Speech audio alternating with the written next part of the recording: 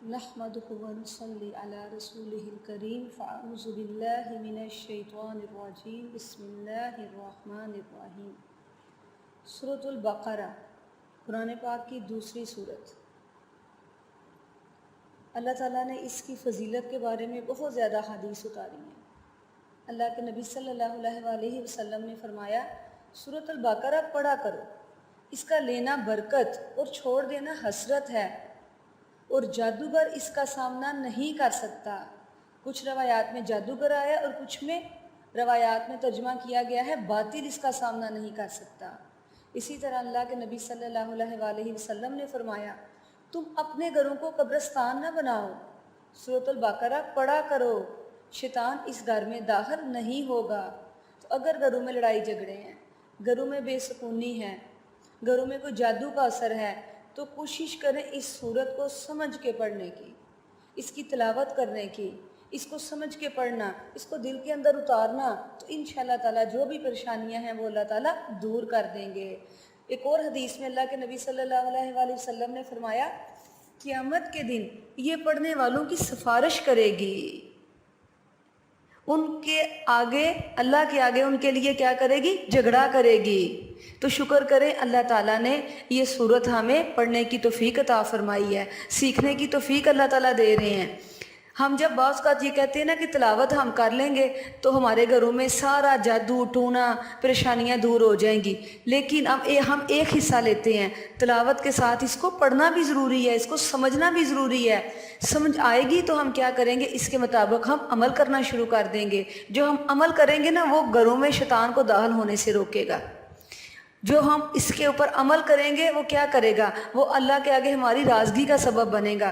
اگر ہم پہ کوئی جادو کرنے بھی لگے گا تو اللہ کے اذن سے وہ نہیں کر سکے گا، کیونکہ قرآن پاک میں اللہ تعالیٰ کہتے ہیں جادو برحق ہے لیکن میرے اذن سے، میری اجازت سے کسی کے اوپر ہوگا، اگر میرا رب نہیں چاہے گا تو وہ نہیں ہوگا۔ تو اگر ہم سورۃ البقرہ کو سمجھنے والے ہوں گے، پڑھنے والے ہوں گے تو کیا ہوگا؟ اللہ تعالیٰ جادو ہم سے دور کر دے گا، اللہ شیطان ہم سے دور کر دے گا۔ تو اللہ سے پھر کیا دعا کرنی ہے؟ اللہ تعالیٰ ہمیں اس کو اچھی طرح پڑھنے کے ساتھ ساتھ سیکھنے کے بھی توفیق عطا فرمائے۔ الف لام میم، ذالکہ یہ، الکتاب کتاب ہے، لا ریب نہیں کوئی شک، فیہ اس میں، ہدن ہدایت ہے، للمتقین اللہ سے ڈرنے والوں کے لیے۔ اللہ تعالیٰ کیا کہہ رہے ہیں؟ اللہ کہہ رہے ہیں الف لام میم، یہ کتاب ہے، نہیں کوئی شک اس میں، ہدایت ہے، کس کے لیے؟ متقین کے لیے، ڈرنے والوں کے لیے۔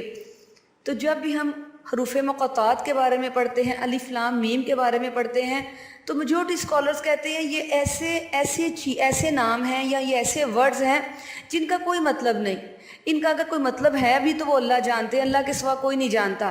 تو یہ کوئی چیز بیٹھتی نہیں ہے قرآن کے اوپر، کیونکہ آگے ہی اللہ تعالیٰ کہہ رہے ہیں اگلی آیت میں لا ریب فیہ، یہ ایک ایسی کتاب ہے جس میں شک کی گنجائش ہی نہیں ہے۔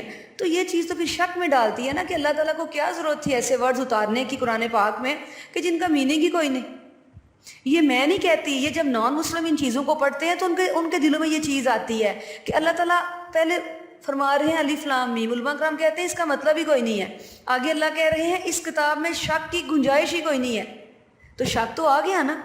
تو یاد رکھیے گا حروف مقطعات اللہ کے رکھے ہوئے نام ہیں صورتوں کے۔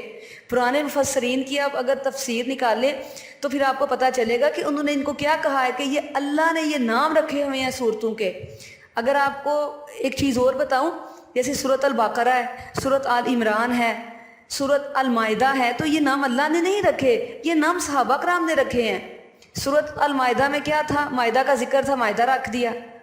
سورۃ آل عمران میں آل عمران کا ذکر ہے، آل عمران نام رکھ دیا۔ اسی طرح اس میں گائے کا واقعہ ہے، بقرہ کا واقعہ ہے، تو صحابہ کرام نے اس کا نام البقرہ رکھ دیا۔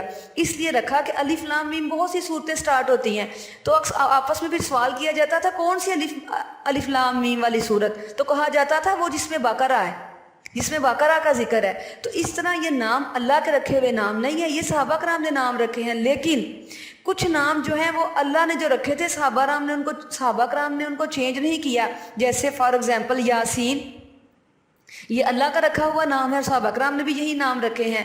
تو اگر ان ناموں کا مطلب جو ہے الف لام میم جتنے بھی حروف مقطعات ہیں، یہ اگر اللہ کے نبی نہ مطلب جانتے، صحابہ کرام نہ جانتے، تو قریش مکہ اعتراض نہ کرتے یہ کیسی کتاب ہے جس کا مطلب ہی نہیں پتہ، اللہ نے اتار دیا ہے۔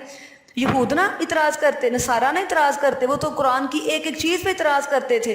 تو ہمیں کوئی ایسی حدیث نہیں ملتی جس میں قریش مکہ نے یا یہود و نصارہ نے اعتراض کیا ہو ان کے اوپر، اس لیے کہ ان کا مطلب قریش مکہ بھی اچھی طرح جانتے تھے، حروف مقطعات کا مطلب صحابہ کرام بھی جانتے تھے اور یہود و نصارہ بھی جانتے تھے، اس لیے کبھی ایسی بات انہوں نے نہیں کہی۔ اگر کوئی ایسی بات ہوتی تو قرآن میں سب سے پہلے وہ انگلی اٹھاتے۔ تو حروف مقطعات اللہ کے رکھے ہوئے نام ہیں صورتوں کے، جو اس وقت صحابہ کرام کو اچھی طرح پتہ تھا ان کا کیا مطلب ہے۔ انشاءاللہ تعالیٰ اگر آپ کو فرصت ہوئی تو امام فراہی نے اس کے اوپر کافی ریسرچ کی ہے، اس کو آپ پڑھ لیجئے گا۔ الف لام میم ذالک الکتاب، یہ کتاب ہے جو اللہ نے نازل فرمائی ہے انسانوں کے لیے۔ کیوں اللہ نے نازل فرمائی ہے؟ اس لیے کہ کوئی شک و شبہات نہ کسی کے دل میں رہ جائے۔ اور ہدایت کس کے لیے ہے؟ ڈرنے والوں کے لیے، متقین کے لیے۔ تو رائب سے مراد وہ شک ہے جس میں بے چینی ہوتی ہے، اضطراب ہوتا ہے، اور یہ کتاب جیسے جیسے آپ پڑھتے جائیں گے آپ کے شکوک و شبہات اللہ تعالیٰ دور کرتے جائیں گے، کیونکہ یہ کتاب سارے شکوک و شبہات سے بالا تر ہے۔ لا ریب فیہ ھدی للمتقین۔ کتاب آنے کا مقصد کیا ہے؟ کتاب آنے کا مقصد ہے ہدایت۔ کس کے لیے ہدایت؟ متقین کے لیے ہدایت۔ یہ ہمارے لیے ہدایت بن کر آئی ہے، مگر ہم نے اسے صرف پڑھنے والی کتاب بنا دیا ہے۔ صرف ایک حصہ لیتے ہیں برکت حاصل ہو جائے، ہدایت نہیں لیتے۔ تو آج کیا نیت کرنی ہے؟ سورۃ البقرہ کیوں پڑھنی ہے؟ ہدایت کے لیے۔ کیوں سیکھنی ہے؟ ہدایت کے لیے۔ جب ہدایت آ جائے گی تو سارے فائدے خود بخود آ جائیں گے، شفا بھی مل جائے گی، یہ سفارش بھی کر دے گی، یہ رحمت بھی بن جائے گی، یہ برکت بھی بن جائے گی، اس دنیا کے لیے بھی اور آخرت کے لیے بھی۔ اور ہدایت کس کو ملتی ہے؟ ہدایت تو تقوی والوں کو ملتی ہے۔ تو تقوی کیسے ملے گا؟ جب اس کتاب کو اپنی زبان میں سمجھیں گے۔ تقوی کا مطلب کیا ہے؟ اللہ سے ڈرنا اور اللہ سے پیار۔ جب دونوں چیزیں ملتی ہیں، پیار پلس ڈرنا از اکول ٹو تقوی۔ تو جو متقی ہوتا ہے وہ حالی اللہ سے پیار نہیں کرتا، حالی محبت نہیں ہوتی، اس کے دل میں اتنا ہی اللہ کا ڈر بھی موجود ہوتا ہے۔ وہ کھلے چھپے کھلے ہر وقت جو بھی کام کرتا ہے اس کے دل میں اللہ کا ڈر موجود ہوتا ہے، اللہ کی محبت موجود ہوتی ہے۔ چھوٹی سی میں آپ کو اگزامپل دیتی ہوں۔ ہم دنیا سے میں جس سے زیادہ پیار کرتے ہیں وہ آپ کا شوہر ہو سکتا ہے، وہ آپ کا بیٹی بیٹا، وہ آپ کے ماں باپ ہو سکتے ہیں۔ جس سے جتنا زیادہ پیار ہوگا اتنی ہی زیادہ ہمیں اس سے ڈر بھی ہوگا کہ وہ کہیں ناراض نہ ہو جائے۔ تو یہ تو دنیا کی محبتیں ہیں۔ سوچیں وہ ذات جس نے ہمیں پیدا کیا ہے، جب ہمیں اس سے محبت ہونی ہے تو سب سے زیادہ ڈر بھی اسی کا ہونا ہے کہ یا اللہ کوئی ایسا عمل نہ ہو جائے جس سے آپ ہم سے ناراض ہو جائیں۔ تو متقی ہر وقت اپنے رب کا خوف اور اپنے رب کی محبت اپنے دل میں رکھتا ہے۔ تو اللہ تعالیٰ سے دعا کریں اللہ بھی ہمیں متقین میں شامل کرے، اللہ بھی ہمیں تقوی والوں میں شامل کرے۔ آمین الہ آمین۔ سبحانک اللہم و بحمدک، اشہد ان لا الہ الا انت، استغفرک و اتوب الیک۔ السلام علیکم ورحمۃ اللہ وبرکاتہ۔